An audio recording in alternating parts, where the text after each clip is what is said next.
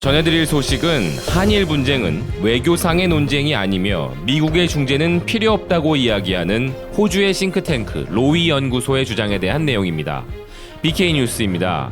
한일 분쟁이 시작되는 시점부터 미국의 개입, 관여, 중재 등 다양한 방식으로 미국의 참여가 있어야 한다는 의견과 미국의 관여를 원하지 않는다는 상반된 의견 또한 있었습니다.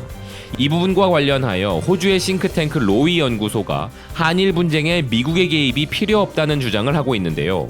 국내에도 잘 알려지지 않은 역사적인 부분들까지 설명하며 구체적인 주장을 하고 있어 주목되는 부분입니다. 아시아 태평양 및 동북아 정세 전문가인 로렌 리차드슨은 기고문에서 한국과 일본의 외교 분쟁은 미국의 중재를 필요로 하지 않는다라는 헤드라인으로 역사가 가이드라면 미국의 전략적 목표가 아닌 한국의 피해자들의 이익이 최우선돼야 한다라는 주장과 함께 날카로운 역사적인 사실들을 열거하며 비평을 시작합니다. 최근 한일 관계는 수십 년 만에 최악의 침체를 보이지만 여전히 관계가 더 곤두박질 칠 것이라며 지난 1년 동안 중대한 발전을 보인 역사 문제가 그 이유라고 설명하는데요. 결과적으로 식민지 시대의 한국인 강제 노동자에 대한 보상 문제는 외교적 문제로 대두되면서 이제는 이전의 위안부 여성 문제를 바로잡는 것만큼이나 중요한 문제로 올라서게 되었다고 이야기합니다. 이러한 역사 문제의 부작용으로 한일 무역 전쟁이 활발해지고 있으며 문재인 대통령과 아베는 불안한 정치적 경사를 밟고 있다고 이야기합니다.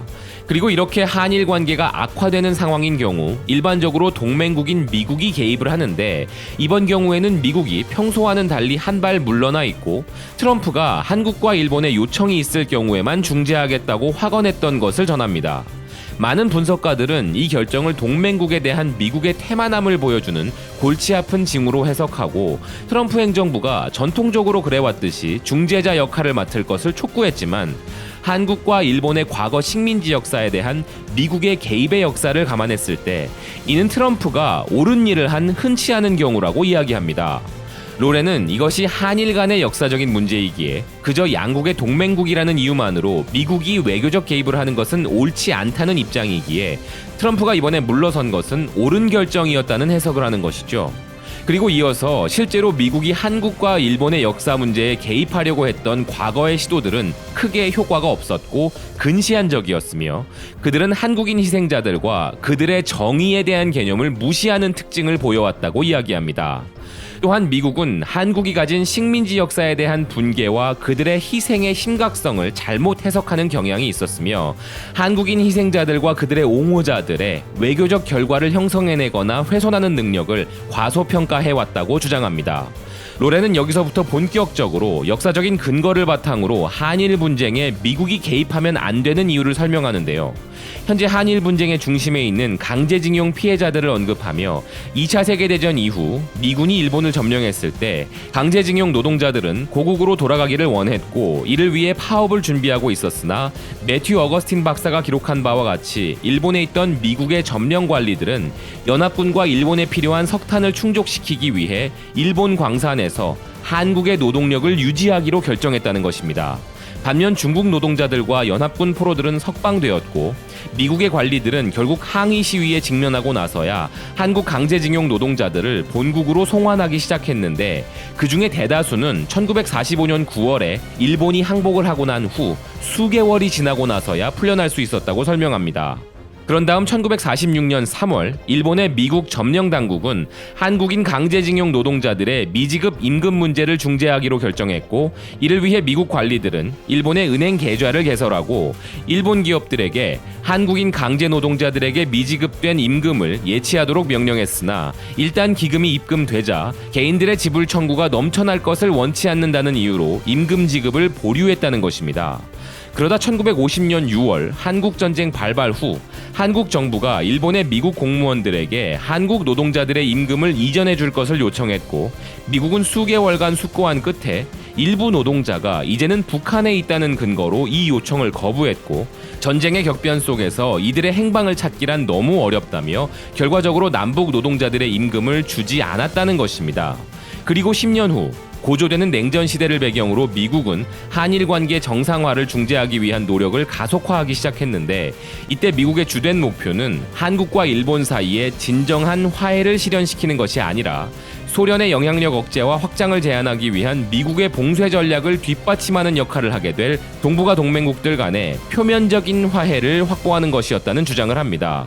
미국은 이런 시도가 한국 시민들의 대규모 반대 시위에 직면하고 그것을 계엄령을 동원해 진압해야 했음에도 불구하고 한국과 일본이 편법적인 합의에 이르도록 촉구했다고 설명하고 있습니다. 우리가 일반적으로 알고 있는 사실에서 지금 들으신 바와 같은 미국의 개입에 대한 부분은 많이 빠져 있었습니다. 하지만 로렌은 지금 실제로 한일 청구권 협정에서의 미국의 역할에 대한 부분을 더욱 부각시키며 이렇게 미국의 한일 문제의 개입의 역사를 설명하고 있는 것입니다. 그리고 로렌은 이어서 먼 역사가 아닌 더 최근의 일로 한일 분쟁에 미국이 개입하여 만들어내는 일에 대해 설명을 하는데요.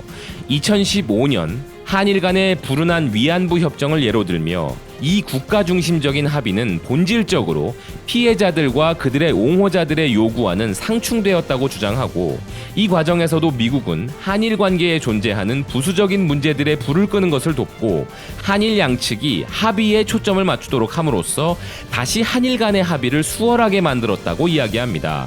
그리고 이번에도 두 나라가 합의를 하도록 미국이 다시 개입한 이유는 한일 간의 화해가 목적이 아니라 북한에 대한 정보 공유를 가능하게 하는 지소미아 체결로 가는 길에 초석을 마련하기 위한 것으로 풀이된다고 주장합니다.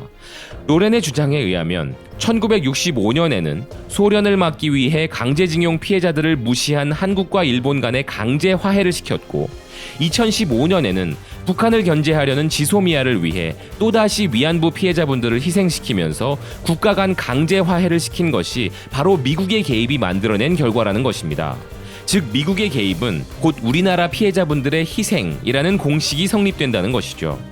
기고문의 마지막 문단에서 로렌은 한국과 일본은 분명히 양국의 역사적 과거를 관리하는 데 있어서 더 이상 미국의 도움을 필요로 하지 않는다며 오히려 한일 양국이 요구하는 것은 미국의 전략적인 목표도 한국과 일본의 국가적인 이익도 아닌 한국인 희생자들의 이익을 전제로 한 양자 간의 합의에 있다고 말합니다.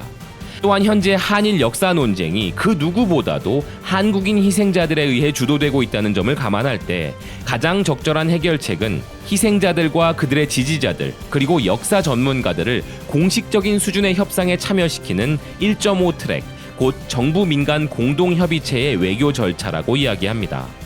끝으로 현재의 분쟁에서 미국의 어떠한 자문 역할도 한일 관계의 전략적 영역으로 국한되어야 하며 미국은 한국과 일본이 안보와 외교 관계를 유지하고 8월 24일에 만기되는 지소미아의 갱신을 촉구할 수 있겠으나 역사가 보여주듯이 일본과 한국의 역사 문제가 가진 복잡한 지형에서 길을 찾는 것은 미국의 외교 소관을 훨씬 뛰어넘는 것이라고 이야기하며 기고를 마무리합니다. 시청자 여러분들은 여기까지의 내용이 어떻게 받아들여지셨습니까? 다양한 견해가 있을 수 있으나 일단 미국이나 한일 양국의 싱크탱크들의 직접적인 시선과는 전혀 다른 중립적인 시선으로 쓰여진 좋은 기고문이라고 생각합니다. 이 영상이 한일 분쟁에서 미국의 개입에 대한 부분을 우리가 좀 더 넓은 시각으로 생각해 볼 수 있는 계기가 되길 바랍니다. 지금까지 BK 뉴스였습니다. 시청해 주셔서 감사드립니다.